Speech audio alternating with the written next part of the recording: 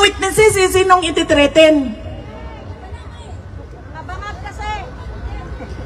Ang sinasabi nila, ay, madami siyang baril, madami siyang pera. Ngayon nga, binibenta na nga yung bahay niya kasi duda ko, kailangan ni Hanilet ng pera. Diba?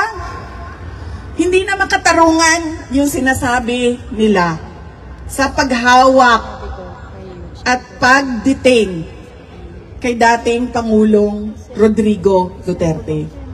Kaya sabi ko, hindi ako mapapagod Sinisend ko yung mga sa paulit-ulit na pagsabi sa kanila. I-dismiss na nila yan with this video daw, sabi ni o di man ibigay nila ang Is there anything substantial there? interim release. Dahil meron ng bansa na nagsabi, tatanggapin namin siya dito. Lahat ng gusto ng ICC, gagawin namin. Ibigay niya sa amin si Duterte. Meron na eh. So bakit niyo pa kukontrahin yan? Alam niyo namang mahina yung kaso. Kasi wala na silang kaso pag na-dismiss ang kaso ni Duterte.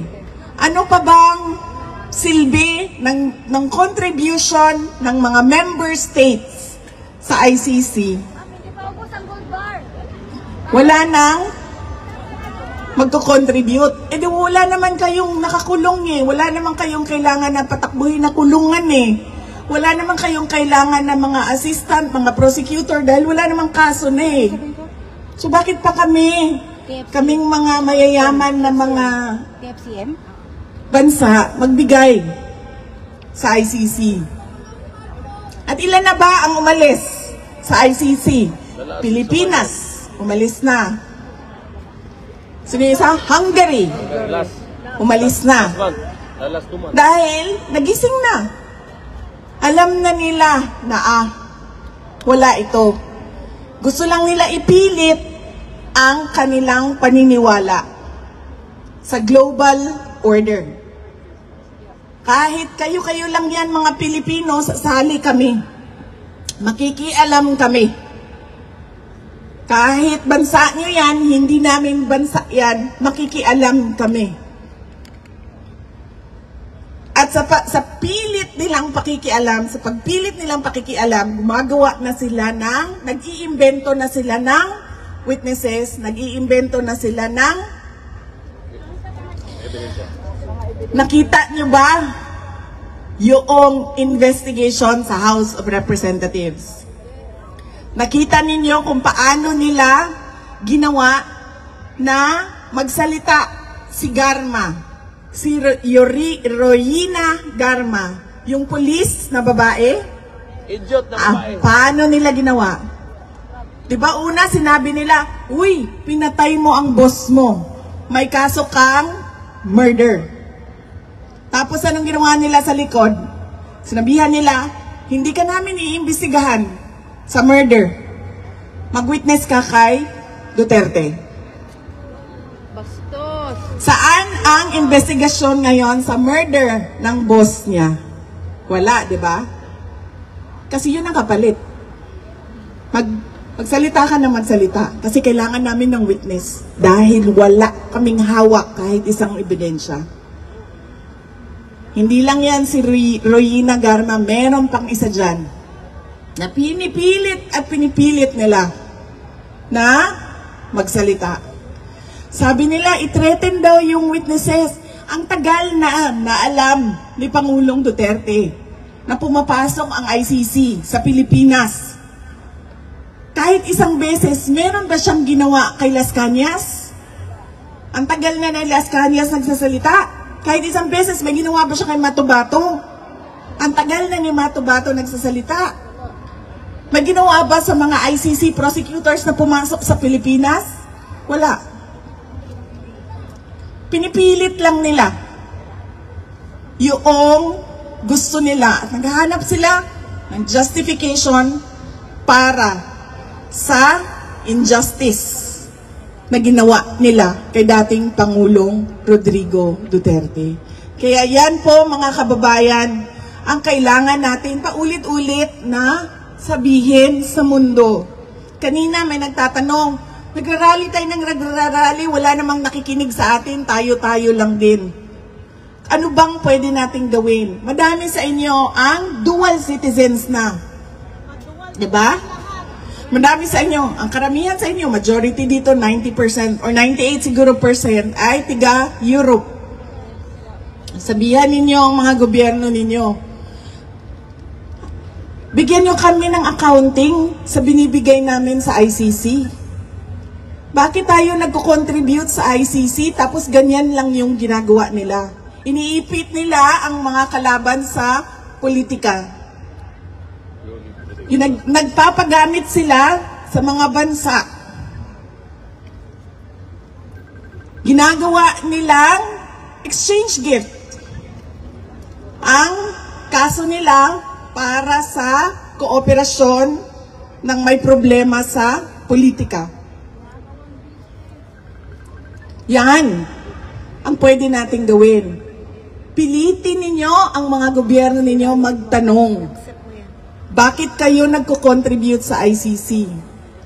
Bakit kayo nagko-contribute sa isang institusyon na ang ginagawa ay isang injustice sa aming kababayan?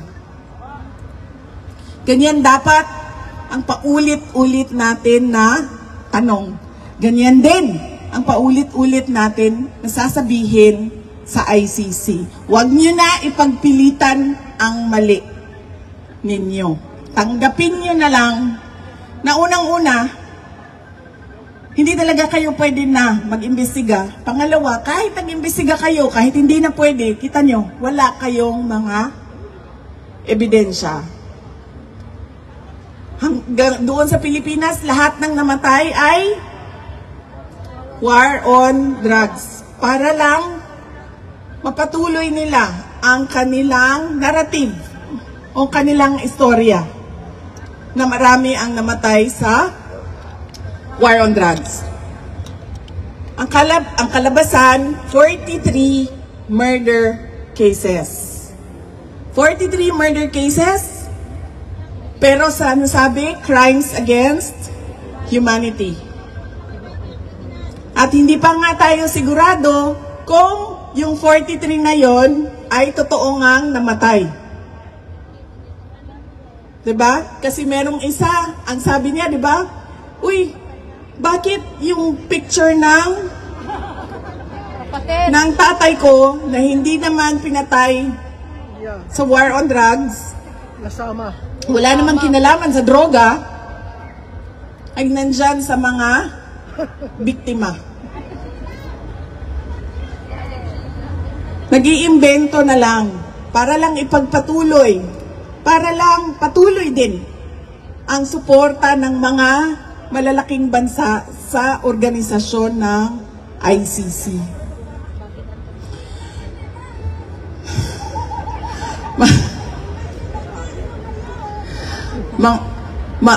Yes ma'am, papunta na po tayo doon. Ang estado ng ating bayan. Ano ang nararamdaman natin? Hopelessness, frustration, anger. Dahil tayo ay bumoto.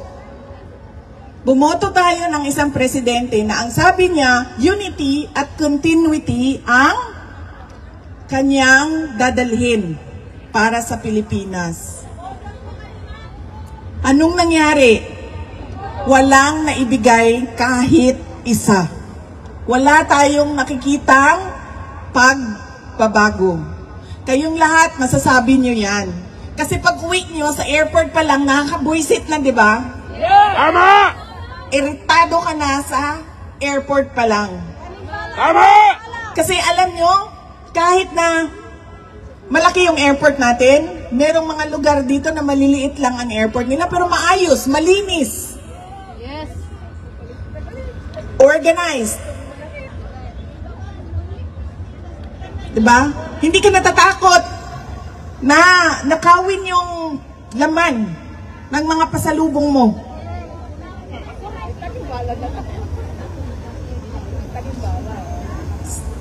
Paglabas mo sa airport, naku, bago ang lahat, magdasal tayo dahil pangit ang panahon sa Pilipinas. At marami ang umiinda ngayon ng landslide at pagbaha.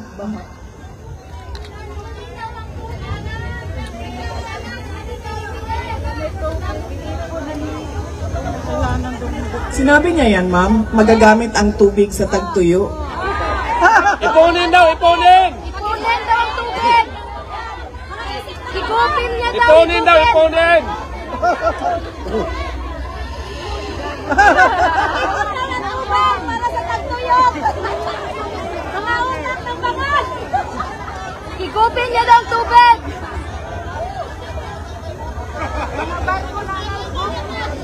Hindi ko alam, ma'am, paano naging presidente yan ng Pilipinas. Hindi ko talaga alam. Sorry.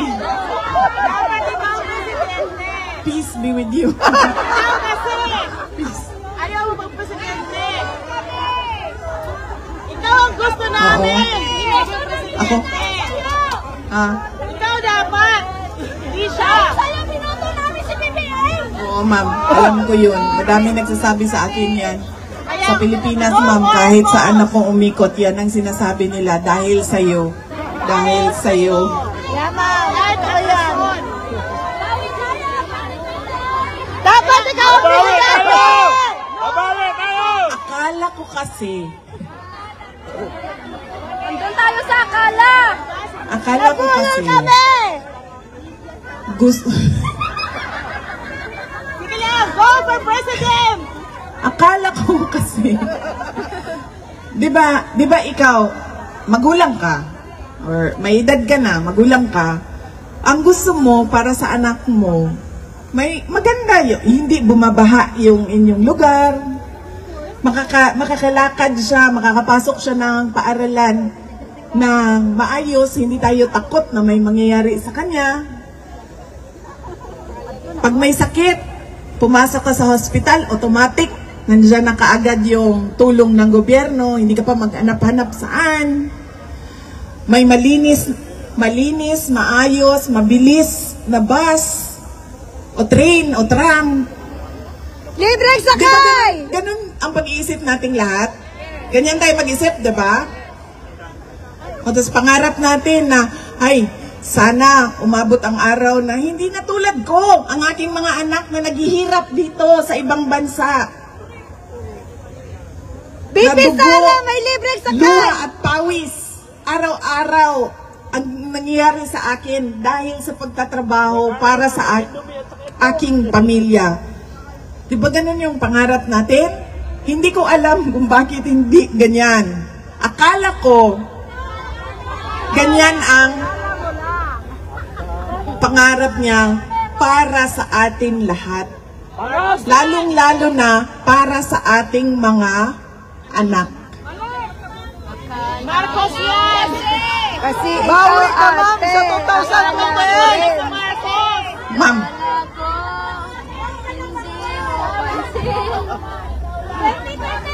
Ma'am, ikaw ang president. Ikaw na. ma'am, hindi kasi siya gawain ng isang tao lang. Hindi siya gawain ng presidente. Isipin mo, kunwari, presidente ako. Kunwari, nakita niyo yung House of Representatives, ma'am? Ilang buhaya yon? 305? 315? Yan din O 15. sabihin na lang natin, hindi buhaya yung iba. 295. Buhaya.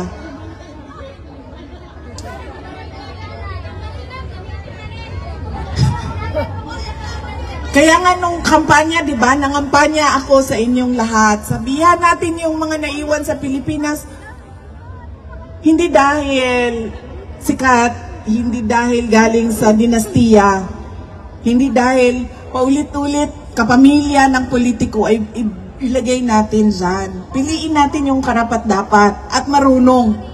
At nag-iisip siya para sa bayan at sa taong bayan. Diba? So, isipin mo, ma'am, sa susunod na eleksyon, nandyan na naman sila.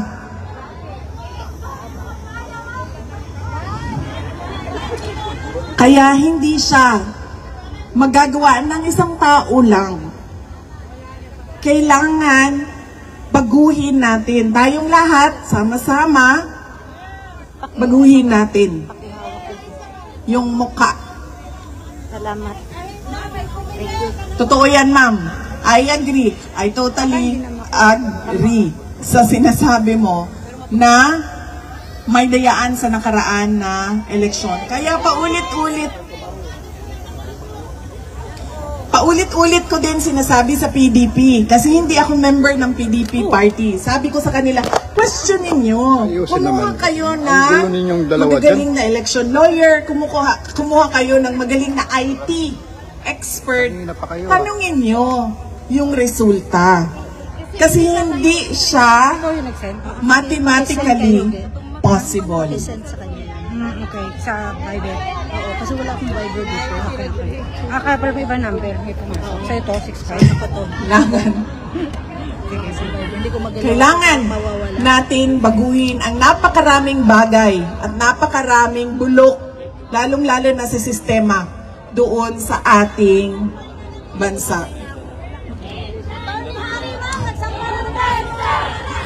Ma- Duterte! Duterte! Duterte! Hindi ito kampanya para sa 2028 elections, ha? Ito ay rally kontra sa ginagawa ng ICC. Ano ba yung justice sa Tagalog, ma'am? Justisya! Injustice. Walang justisya. Walang hustisya. Hindi pa katarungan. Injustice? Ano ang injustice? Walang katarungan! May cable ka? Kanina pa, alam nyo, kanina pa ako injustice ng injustice kasi hindi ko maalala kung anong Tagalog ng injustice. Walang katarungan! Walang katarungan. Hindi makatarungan. Yon. Hindi makatarungan. Usaon man guding kuan Bisaya. Bisaya mo.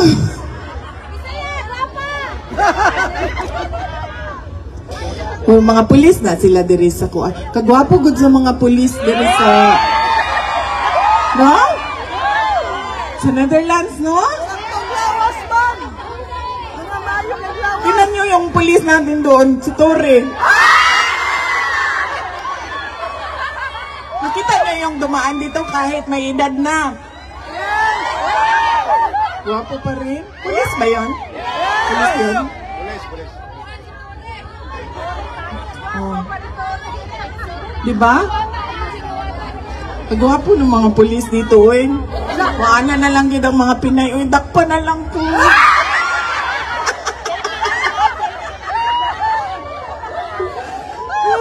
Dito po sa ICC, sa detention, sa prison, Shevingen.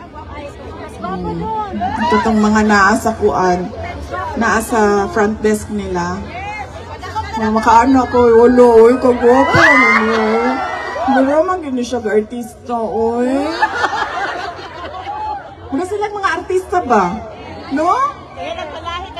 Pwede, mga buutan? Mga buutan ng mga Dutch? Oh, yes, ma'am. Butan. Mga buutan ng mga pulis na Dutch? Dili pareho kay Torre. Not at all. Pero makahadlok man sila, ma'am, kay dagko ka. Yung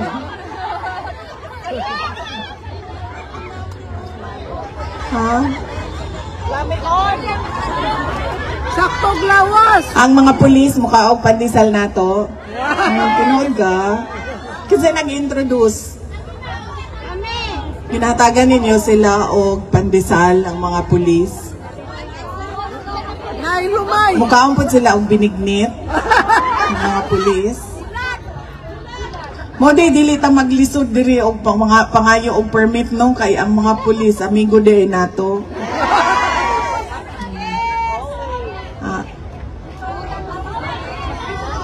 Sus, Torre. Wait lang.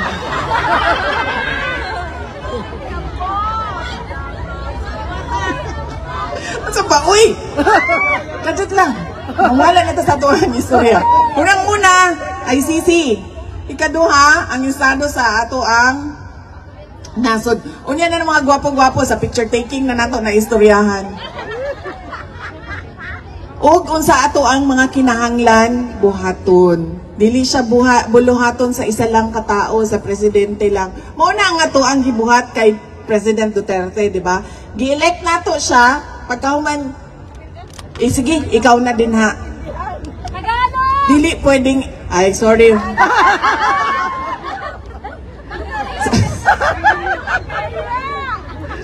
Anong sorry sa Dutch? It's 5 minutes. It's 5 minutes. It's 5 minutes. It's 5. Excusin. Excuses.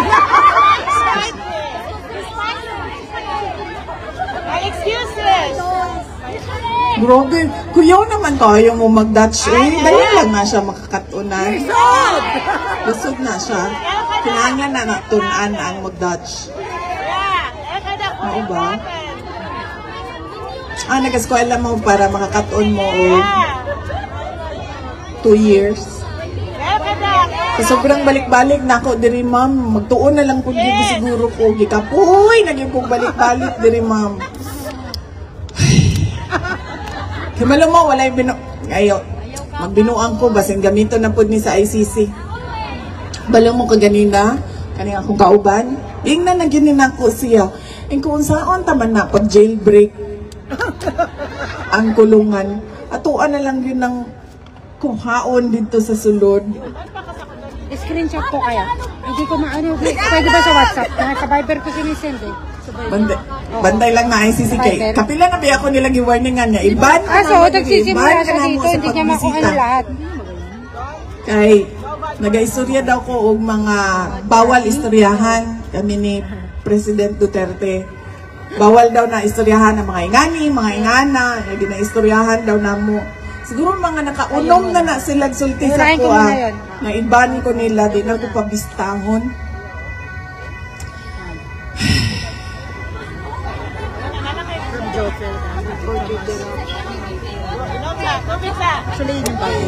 Kinsa may single diri be? For the first time, Single? Kamo mga single. Uya pa ra na ninyong mga gwardiya din ha sa ICC be? sa mga documents redacted siya. Uya ba ninyo? Para di sila stricto kaayo. Ayaw po na ma'am, kaya makasala ta sa mga asawa. Kana lang single ma'am. Katong single. Kita na ko inyong mga now. Ma'am, pwede na mo mulakaw ma'am. Diretso na mo dito sa prisuhan. Pangulitawin na itong mga gwardya dito. Himuan na ninyong mga bana ninyo. Tapos, kuan na yun ma'am. Pag nakuha na ninyo tanan, ilahang kwarta, biyain na dayon. Ay, sorry, biyaan na tika, nakagawas na si President Duterte. I don't need you anymore. Uy, tara na pa, manguli na ta. Manguli na ta. Anong kailangan natin gawin? Hindi lang siya kagawain ng isang tao. Kailangan natin magsama-sama, magkaisa. At kailangan natin pagsabihan lagi ang ating pamahalaan kung ano ang karapat-dapat para sa mga Pilipino at ano ang karapat-dapat na nakikita natin sa ating bansa. Hindi pwede na lagi tayong nahuhuli. Ngayon, huli tayo lagi doon sa ating region, sa Southeast Asia. Hindi pwede na ganun din ang kinabukasan na ibigay natin sa ating mga anak, nahuhuli. Hindi pwede dahil we deserve better. We are not Filipinos for nothing. Buong mundo umaasa sa trabaho ng Pilipino. Buong mundo umaasa sa sipag ng Pilipino. At hindi na pwede na nasa huli tayo lagi. Pag mga anak na natin, dapat ang maibigay natin ay isang malinis, maganda, disiplinado, maayos na Pilipinas. Kaya yan ang kailangan natin gawin. Sige ma'am, mauna ka na doon sa kulungan ma'am, ligawan mo na yung gwardya. Mga kababayan, nagpapasalamat ako sa ating mga organizers, kaway-kaway, nandiyan sa palibot ang ating mga organizers, sa walang sawa na pagtulong sa amin para mabuo ang ating mga programa. Nagpapasalamat ako sa ating mga supporters na tumutulong sa ating mga organizers para sa ating mga programa. Nagpapasalamat ako sa inyo, sa oras ninyo, dahil marami naman kayong pwedeng gawing ibang bagay ngayong araw na ito. Pero nandito kayo sa The Hague para pagsabihan ang ICC na Free Duterte Now. Maraming salamat, magandang hapon.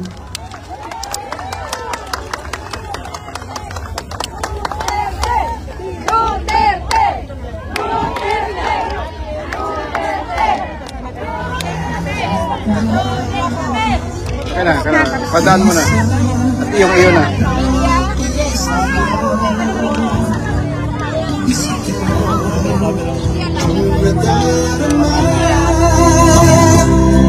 Pilipinas pulitan sama-sama. Pilipinas Duterte pa rin. Ang tunay na mamahal sa ating laban ay laban natin. Ito. Dito pala papasok. Hindi mo yung gamit.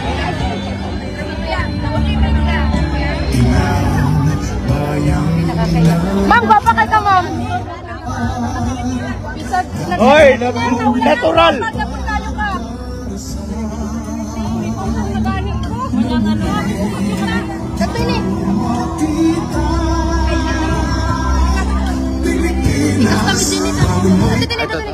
Thank you.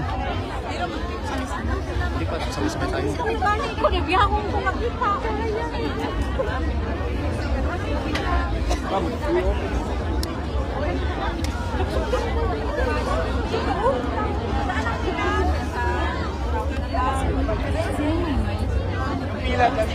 Yung mic, ma'am. Saan ang mic?